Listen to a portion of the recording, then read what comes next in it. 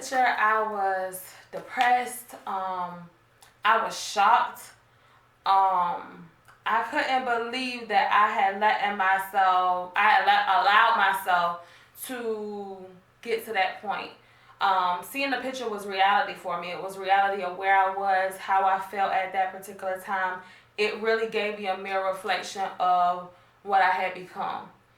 So at that particular time, I decided to talk to my husband about it. I was like, I gotta do something. And my husband was the type, he never told me I was fat. He never said you getting overweight. Never. It was always like, you beautiful just how you are. You beautiful. And then it wasn't just because he said it. It was the things how he showed me. Like, he still was so, oh my God, you're so beautiful and this, that, and that. And I'm like, oh my God, like, I look like a freaking pig. Are you serious? And it was just like, oh, what to do. So he was like, well, if you're really serious about it, whatever, you need to start, you know, he started looking up different things for me, like different things to eat and different things, changing my habit. My diet was horrible. I ate whatever, whenever. I had water rarely. I was smoking cigarettes. I was drinking alcohol, drinking beer. Those were like my key factors to numb the pain that I was actually in. Numbing the pain of what my family reality, what we were going through at that particular time. So I got a gym membership, Planet Fitness, and being that it was just me, my husband, and my daughter, I would go and I was working. I was working in this job. It was the lowest paying job I had ever worked since I actually got into the real working field, 2009. So I was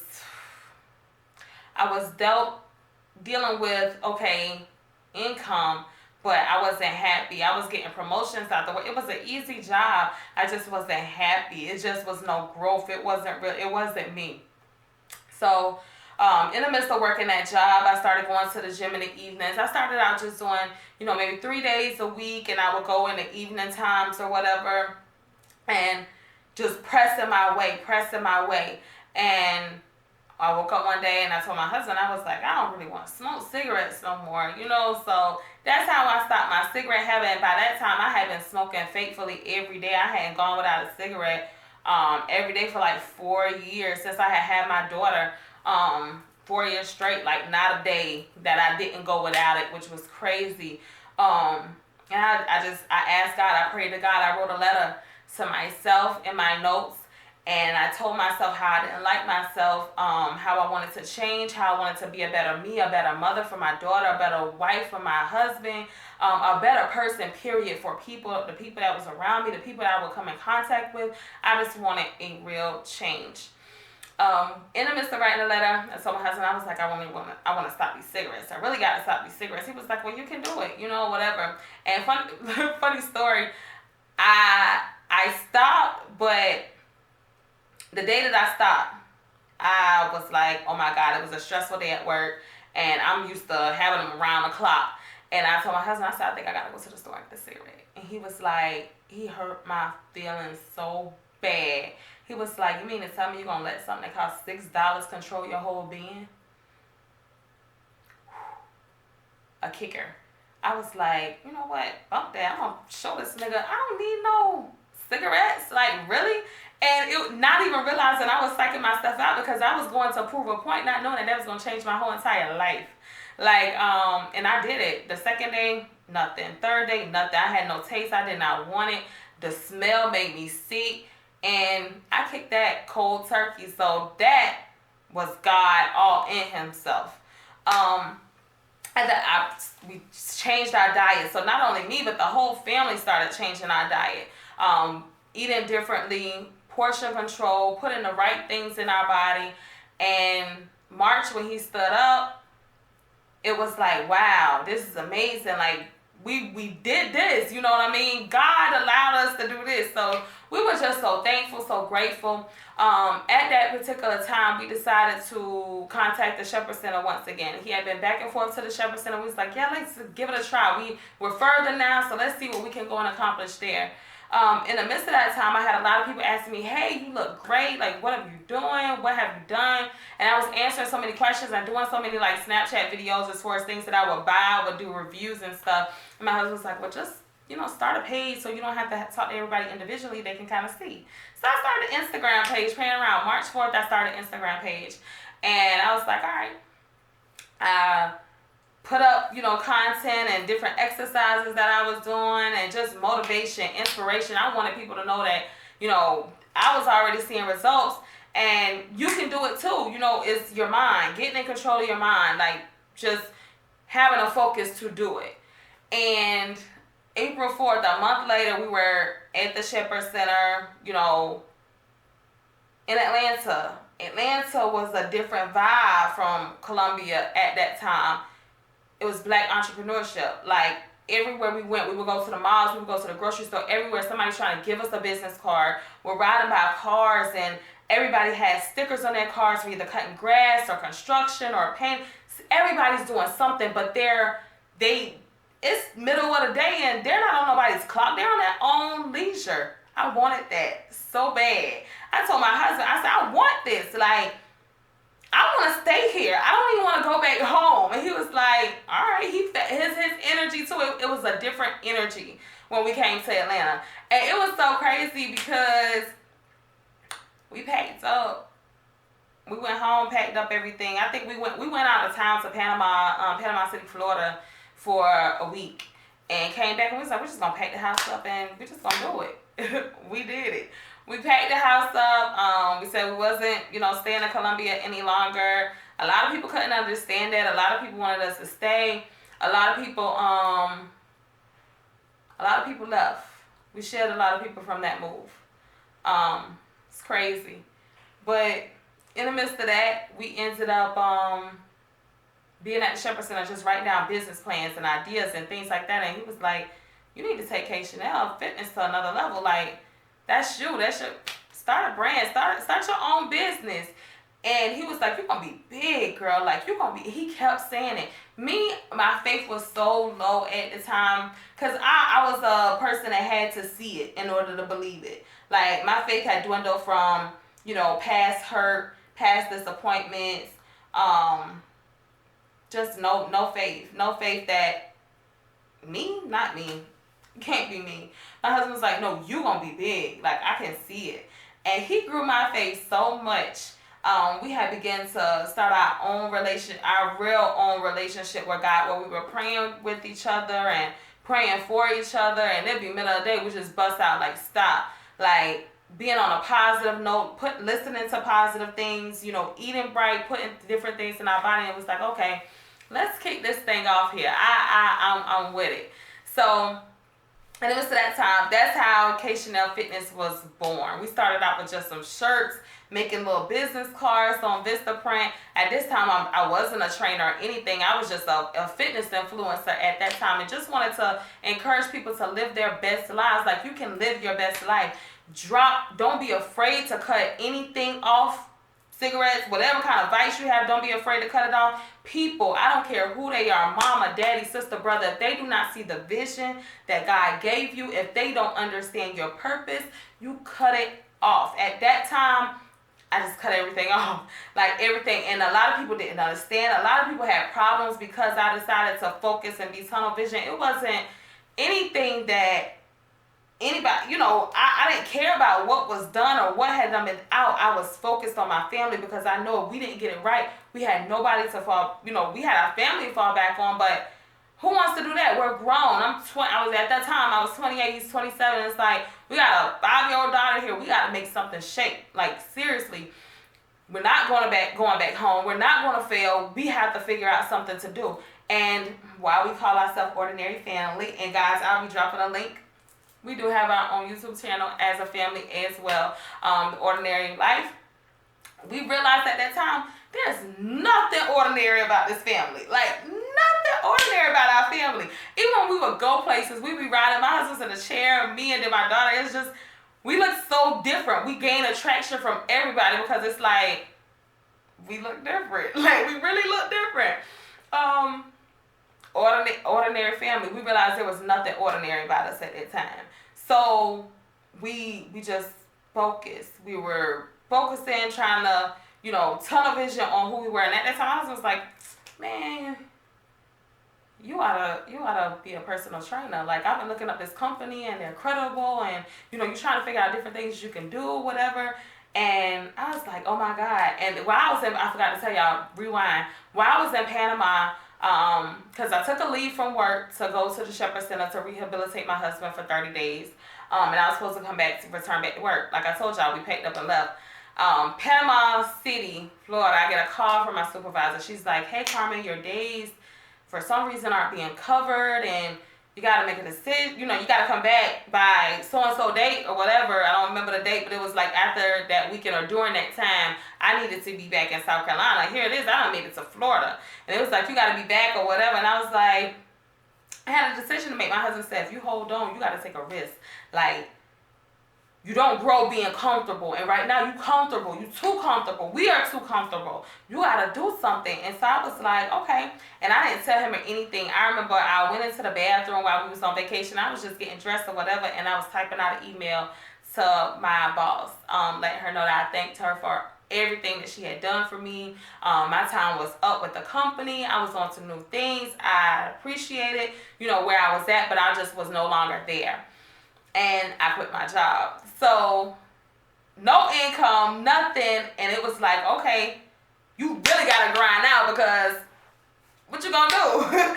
So, I remember the weekend like it was nothing. We was in my mother-in-law's backyard. Me and my husband was sitting there. He was like, we got $300 right now. He was like, shoot, we know we can we can live off the 150, because we were waiting on our house to be ready in Atlanta. So he was like, we can make some shake for the rest of the, these next 2 weeks. We don't get a shake for the next 2 weeks. You can make it shake with this 150, and this other 150, you can do whatever. You can invest it. You can do whatever you want to do. I invested it in my business. I paid for a paid promotion for a shout out on Instagram to try to build my followers up. That was the first step of actually saying, oh God, okay, we're going to live out the rest of this 150. I made an investment, and God gave me triple, quadruple, everything. He gave it all back, plus abundance more. Risky, but any kind of dream you have, any kind of purpose, whatever, you have to feed your purpose. You have to feed it. Invest in yourself. If you don't invest in yourself, nobody else will. Because if you don't take you seriously, nobody else will. And I thank God for my husband giving me the hey, listen, you gonna be big. You got it. You're gonna be big. What's your goals? And he always challenged me like that. Like, all right, what's next? What's next vacation? Okay, you don't put out these waist trainers. What you doing next? Okay, you put out these booty bands, so what you doing next? Like, it's always what's to come. And my goal vision is to have a gym. And in my gym, it's going to be more like a life center. It's going to be like more for women, but for men too. For everybody who felt like they couldn't do it or anything, I want to give everybody that outlet to know that you can do it. But on top, I want to have an area where you can do it. Hey, you'll have somewhere to eat. You'll have somewhere to work out. You'll have an area for girl talk. You'll have an area for, your guys, you lifting, you doing. It's a place. I got a vision. But anyways, it just goes to show you. And in the point of getting that blueprint together, I had to believe. So my husband he'd bust out in the middle of the day and just be looking at me, girl, you're going to be big. You're going to be so big. Like, and I started to believe it. After you start to hear stuff for a certain amount and you're not around no negativity because you've isolated yourself, because anybody that you talk to is not going to understand your vision. They're not going to understand where you're going because God didn't give it to them. So we drove into that. And now, hey, we're almost at our 2-year anniversary. We've come out with everything. Shirts, I have leggings, sports bras, a whole apparel, hats, waist trainers, booty bands, you name it. I got it right now. And it's a blessing from God that I'm even here. And that I can even say that, because in our position, a lot of people look, but it's not easy. It's not easy at all. I've been my husband's caregiver, his home caregiver. Nobody else comes in. Nobody help. It is me, him, my daughter. So I'm taking care of him making sure that he has what he has and he gets where he needs to get. And that's every day. A lot of people, I've seen a lot of people come and they have so much to say. I have people that have tried to discredit my business. I have people that came to support and left. I had people that came to support to see what the hype was. I had people that couldn't understand my growth, so it was frowned upon. I had people that only want to remind me and remind everybody else of who I used to be, what I used to do. It's been a lot, and that's why I do stand alone with just my family, because I know what it takes to get here, but I know that it's a thin line between going back, and no devil in hell would take me back to where I used to be or any of that. If you realize that people don't want to see you grow, let go. It's okay to let go. It's okay to let go. It is perfectly fine. Because in that, you will start to see your growth. People, they always say that, oh, people hate on what they don't understand. They do, because God didn't give it to them to understand. It's not meant for them to understand. And that's okay. I'm fine with that. I am so fine with that. You have people that be like, oh, they got this business or whatever. They see things, so I ain't going to support because of this, or I ain't got time, or this, that, and the third. It's okay. God gonna continue and has been, will continue, is right now taking care of us. So to give you guys that open up, it's KChenelle. It's me. That is me. That is who I am right now today. I don't want you, whatever you guys heard, hey, hear it. If you decide to keep it with you, keep it with you. If you decide to let it go, because I'm not that person no more. I'm somebody totally different. And that's the reason why I started my YouTube channel, so that I can give you guys a look and you can hear exactly from the horse's mouth as far as who I am, what my plans are, where am I going, my intentions. And that goes into my part where I tell you guys what you can expect. So I'm building a platform here to allow my voice, but allow other people's opinions and voices to come out through me. I'll speak on topics, social topics, things that come up in the news, things that are very important.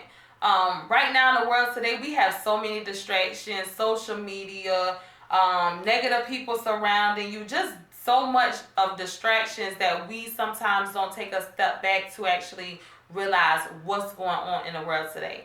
And right now we are at a very critical time in this world. And if you don't get it right now, you'll be left by the wayside. Like, matter of fact, it's too late. It's already late in the game. So I'm going to be doing a little bit of everything. I have views. I have my husband. I have features. My husband will come on. I'll have other people come on. I'll be vlogging. A lot of vlogging, because I do like to vlog the things that I actually do, so people can see exactly what I go through. We'll have game nights. We'll have my next video is actually going to be a really get to know me. So I'm going to do QA. I'm going to have questions, like icebreakers, questions that I'll just randomly pick, or I'll actually have people from my social medias pick the questions, and I'll be answering them truthfully. Scout's honor. I'll be answering those questions. I'll give you guys fitness, health tips. You can expect everything here. This is KChenelle, not KChenelle the personal trainer, not just KChenelle the mom, not just KChenelle the wife, or life being married, or life being a caregiver, or life of depression, because I don't like to dwell on being in depression, because I'm not there anymore, and I don't plan to go there, but I know that I can help a lot of people get out of it. So that's my goal. That's what I have to bring to you guys. I appreciate you guys for watching, for tuning in. If you missed the beginning, or if you forgot in the beginning, don't forget, tap that subscribe button, ring that bell. If this video helps you and worked for you, and you would like to share it, hey, hit that share button and share for somebody else. I want to be an inspiration, a motivation to everybody, to let them know you can live your best life. Every day is not going to be peaches and cream. You're going to have obstacles. You're going to have things that come in your way. But if you believe in yourself, believe it, you can achieve it. I'm a firm believer in cliches. I know cliches. Everybody say, oh, it's just a cliche. Yeah, it's cliche, but life is just that simple. We make it hard. We make life so much harder than it has to be because of things things that we've learned growing up that we don't want to let go, that weren't right, or wasn't right. People that we still have around us, the negativity that we listen to, the music that we listen to. Present yourself with positive things. So I challenge you guys. I have a challenge for you guys. I challenge you guys. Every morning when you get up, look yourself in the mirror. Speak 5 affirmations to yourself. Meditate on it throughout the day. Believe it. You will achieve it. Anything. 5 things I challenge you guys. Hey, like I said, I will be back with a QA. Question answers next. And I hope to get at least 2 videos a week. If not, I'll definitely have weekly videos coming up every week so that you guys can continue to see my face and I can continue to provide you guys with what I have to give. So once again, you guys, I want to thank you so much for tuning into my channel, and I hope you all have a great day.